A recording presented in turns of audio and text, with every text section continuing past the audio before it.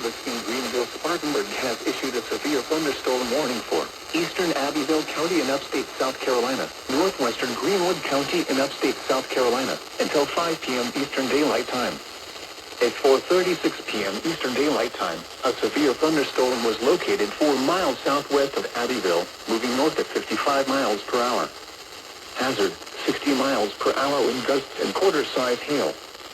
Source, radar indicated. Impact, minor hail damage to vehicles is expected.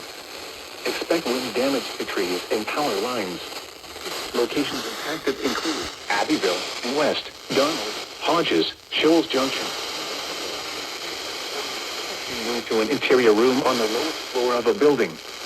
Please report damaging winds, hail, or flooding to the National Weather Service by calling toll-free 1-800-267-8101 or by posting on our Facebook page or post it to X using hashtag NWSGSP. Your message should describe the event and the specific location where it occurred. Repeating, a severe thunderstorm warning has been issued until 5 p.m. Eastern Daylight Time for the following counties in South Carolina, Abbeville and Greenwood. Coffee shop.